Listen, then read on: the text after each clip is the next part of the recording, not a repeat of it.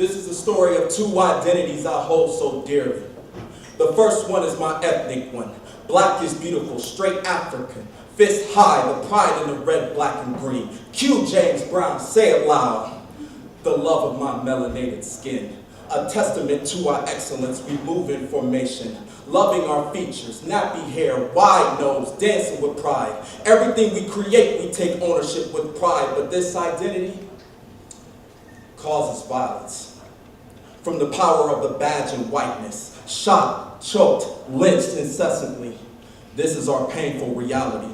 And the second one, the dangerous one, the one that no one wants to embrace. My queer face, non-binary, my pronouns are they. One of the many letters that acknowledges my space, but acceptance is like a crown jewel.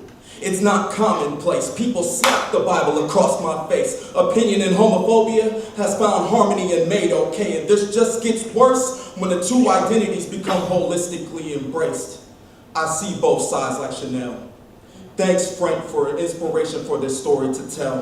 When you're not accepted for your life is when it gets hard as hell. Violence on both sides. White people see monster on my black side. Religious folks see a demon to pray and lay hands on. But what really hurts is when black folks only want you straight and cis, and white queer folks just want your queer face to hold their space.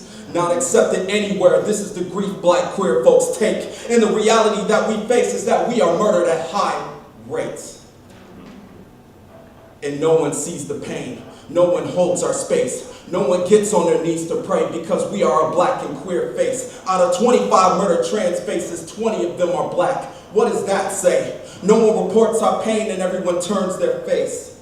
We are steadily dying and your silence is making it okay. A tale of two identities, this is the tragic reality. When people only want a part of a whole you, so what do you do in a place where racism and homophobia have intersection in your truth? Well, here it is. Welcome to school. I'll be the one to teach you. Step one, our life matters too. Our voices will be heard, and if you are uncomfortable, cool. Step two, take account of your ability for accountability. Let me hold a mirror to you. Look inside yourself when the expression of Black Lives Matter was only meant for one gender group. And look in yourself when your fear crosses the street when we walk past you. And look at yourself when you condemn to hell someone you have never spoken to. This is the strange fruit that has to be swallowed from that tree with an impressive root we stayed Ray Charles to. This is the truth that I'm revealing to you.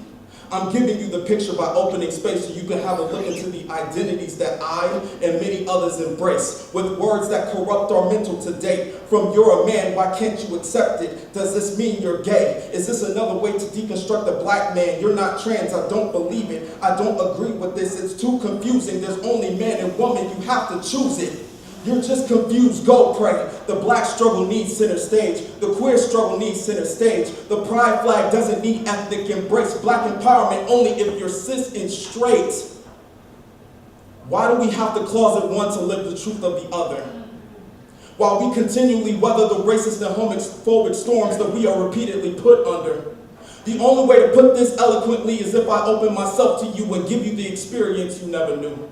I accepted this truth in my early 20s in the midst of a heartbreak, but that's another story. I knew I was different. I didn't have the words to fit it. In my school age, I was teased and ridiculed because I didn't fit the man that they thought I would be. Calling me gay, the hegemonic masculinity.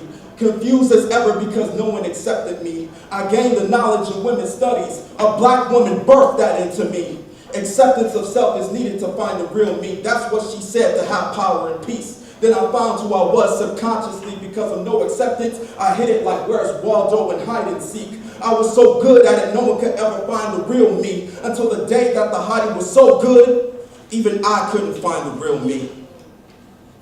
But when I found me was when my eyes opened to the reality that my identities were separated like the white and black seats. No integration. To see with my survival and my psyche, there were only two choices. In the closet where people would accept me, or out in proud and being left alone and cold with nowhere to see, nowhere to go. People once loved me, can't accept who I really am, and that takes a toll. And imagine holding two marginalized identities that doesn't give you community because the other identity, your community has disdain and scrutiny. I'm not telling you this to look in shame. I'm not telling you this to find and fix your blame. I tell you this to show you the real hard truth and pain. And the black trans body I maintain, and the intelligence I sustain, holds the emotional scars of this oppression every single day. And today, I'm showing them to you, to show you the proof that these folks on these slides I write for on the page, half of them you know, the other half you don't. These trans people of color were killed and their stories are never told. I want you to see the equal playing field they hold, to the unjust deaths to the ones that we know. They were just trying to live their lives, and they had to pay for it. So I'm going to keep fighting because my life depends on it. Still I'll rise. Maya Angelou wrote our liberation, and it's cemented forever in our presentation. Audre Lorde, she spoke our liberation. A fierce black mother lesbian poet, using the arts to humanize her powerful statement. Marsha P. Johnson, she died for our liberation, leaving Stonewall as a mark to end our subjugation. Laverne Cox, she showed up for our liberation, stepping to the plate to create our space. A woman of color, she became our saving grace. A tale of two identities. I am handing you that weight. You sit in discomfort while I take my space. I gave you my truth, laying it bare on the stage. Now it's time to turn the page. The next chapter doesn't have to end with my death on display. I'm still alive. Please keep it that way.